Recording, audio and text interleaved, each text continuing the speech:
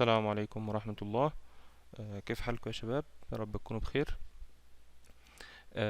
كنا وصلنا آخر شيء إننا أخدنا الصيانة الوقائية، دخلنا في الصيانة الوقائية واتكلمنا في نظرة عامة على الصيانة الوقائية، وقدرنا نفرق بين الصيانة الوقائية وبين استكشاف الأخطاء وإصلاحها، واتكلمنا عن فوائد الصيانة الوقائية. لما اجي اقول لك مثلا اديني 3 من فوائد الصيانة الوقائية تبقى عارف.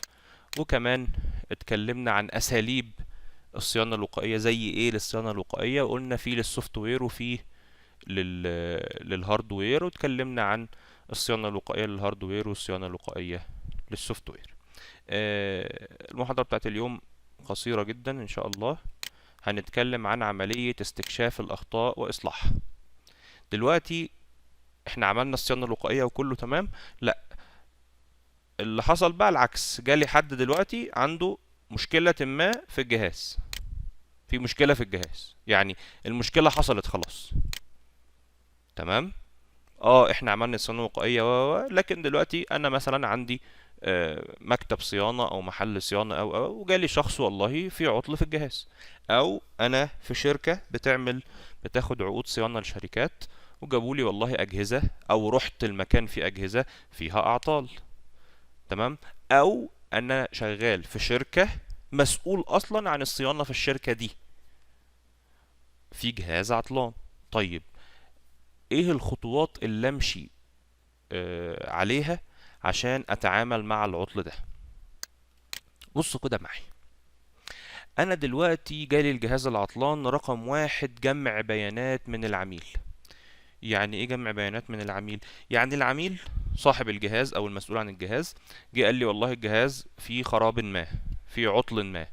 هقول له كده خلاص طيب شكرا واخد منه الجهاز وخلاص؟ لا طبعا، لازم ده انا هعمل هسأل العميل أسئلة كتير جدا عشان تقرب لي حل المشكلة. ازاي؟ العميل جاب لي الجهاز، طيب هو آخر مرة كان شغال امتى؟ والله كان شغال من يومين. طيب هو في حاجة جديدة انت عملتها خلت العطل يحصل؟ لا. طب هو العطل في ايه بالظبط؟ والله الجهاز ما بيفتحش. تمام. طيب كان بيعمل المشكلة دي قبل كده ولا دي أول مرة يعملها؟ والله عملها قبل كده بس اشتغل، أو ما عملهاش قبل كده. كل الحاجات دي لازم أسأله عليها، صح؟ طب أنت ركبت جهاز جديد، يعني ركبت قطعة جديدة في الجهاز؟ والله ركبت أو ما ركبتش.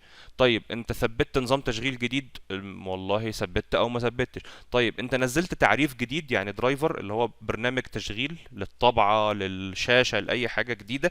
لا والله ما ثبتش أو ثبت. ابتدي اخد منه المعلومات دي، دي اللي هتساعدني في حل الايه، المشكلة. تمام. طيب ده رقم واحد. رقم اتنين، اتحقق من المشاكل الواضحة، يعني ابتدي ابص على الحاجات الواضحة. لقيت قدامي كابل مثلا مفكوك، خلاص ابتدي اتحقق منه. ابتدي اتحقق من الشاشة، ابتدي اتحقق من الجهاز، الحاجات اللي واضحة قدامي، بدون ما ايه، بدون ما ابتدي لسه ايه اشتغل، بس بتحقق من الحاجات الايه، الواضحة. تمام. طيب رقم ثلاثة، لأجرب الحلول السريعة. يعني ايه اجرب الحلول السريعة؟ يعني لو جه قال لي مثلا الجهاز مش بيشتغل، هل اول حاجة اقولها له والله ده الجهاز ده كده اتحرق خلاص، او ابتدي ابص افتح الجهاز من جوه وابتدي اشوف؟ لا، مش ده المنطقي. المنطق بيقول ايه، او المنطق بيقول ايه، ان انا اول حاجة كده اشوف الكهرباء اللي في الحيطة او الفيش اللي في الحيطة.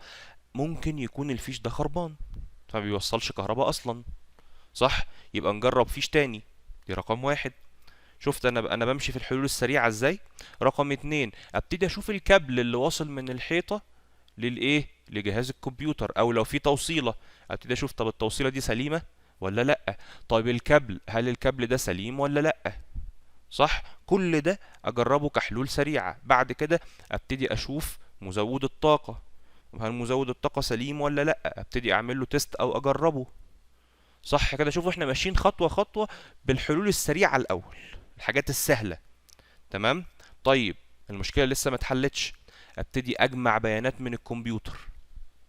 ابتدي بقى أفك الجهاز، أو على حسب المشكلة ابتدي إيه، أطلع، أبحث عن المشكلة في جهاز الكمبيوتر بدقة أكتر، بطريقة أكثر شمولية، عشان أشوف فين المشكلة. طيب حصلت المشكلة، طيب ابتدي اقيمها بقى، ابتدي اقيم المشكلة وانفذ الحل. يعني ايه تقييم المشكلة؟ يعني والله احنا هنحتاج واحد اتنين تلاتة، هنعمل واحد اتنين تلاتة، ده هيحصل كذا كذا كذا، ونبتدي ننفذ الحل، يعني نبتدي نصلح بقى الجهاز. وبعد كده اخر حاجة، ودي نقطة مهمة جدا، ختام الحل مع العميل. يعني ايه ختام الحل مع العميل؟ يعني اخد من العميل تأكيد ان والله المشكلة دي اتحلت، ان مفيش مشاكل اخرى، ان الجهاز استلمه سليم، الحاجات دي كلها. ليه؟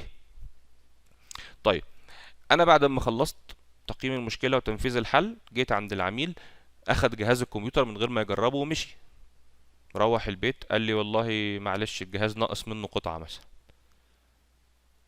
طيب رجع لي قال لي انت اخدت قطعة من الجهاز أو والله ما عنديش ما يثبت، انا للاسف ما جربتلكش الجهاز، انا غلطان. تمام. او قال لي والله نفس المشكلة ما زالت قائمة. طيب لا ده انا حلتها، لا المشكلة ما زالت قائمة. طب والحل؟ ما عندناش حل. ليه؟ لان حضرتك ما جربتش الجهاز، صح كده؟ ما اخدتش تأكيد من العميل ان كل شيء سليم.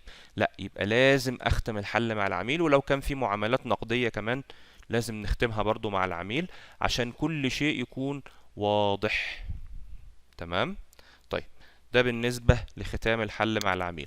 طيب ايه بقى مشاكل الحاسب الشائعة؟ ايه اخطاء الحاسب الشائعة وحلها؟ ايه اهم اخطاء الحاسب وحلها؟ دلوقتي مثلا اللي أنا لسه قايله ان الجهاز ما بيفتحش، صح كده؟ قلنا هنمشي في الخطوات ايه؟ نشوف الكهرباء اللي في الحيطة، نشوف التوصيلة، نشوف الكابل، نشوف الباور سبلاي، وهكذا، صح؟ طيب الجهاز بيفتح، انا سامع صوته بس مفيش حاجة بتظهر على الشاشة. دي مشكلة ايه دي؟ دي اكتر من مشكلة. ممكن يكون السي بي يو اللي هو البروسيسور خربان، ممكن يكون الرام مش راكبة كويس، صح كده؟ ممكن يكون كارت الشاشة فيه مشكلة. التلات حاجات دول يبقى ابتدي ايه؟ اتاكد منهم. طيب الجهاز بيشتغل وبيعرض على الشاشة بس ما بيدخلش على نظام التشغيل. لا كده احنا حصرنا المشكلة اكتر. يبقى دي مشكلة يا اما نظام التشغيل حصل فيه مشكلة ومحتاجين نظام تشغيل جديد، او ان نظام التشغيل بيتحمل فين يا شباب؟ بيتحمل على قرص الصلب. طيب يبقى القرص الصلب غير مقروء. يبقى قدامنا المشكلتين دول، يا اما القرص الصلب غير مقروء، يا اما نظام التشغيل حصل له عطب ما ومحتاجين ايه؟ ننزل نظام تشغيل غيره. دي اهم الاخطاء الشائعة في الحاسب، ودي اهم محلولها اللي انا قلتها لحضراتكم. وبكده نكون انهينا الفصل الرابع تماما. اي اسئلة او اي استفسارات انا متاح على الجروب يا شباب. والسلام عليكم ورحمة الله وبركاته.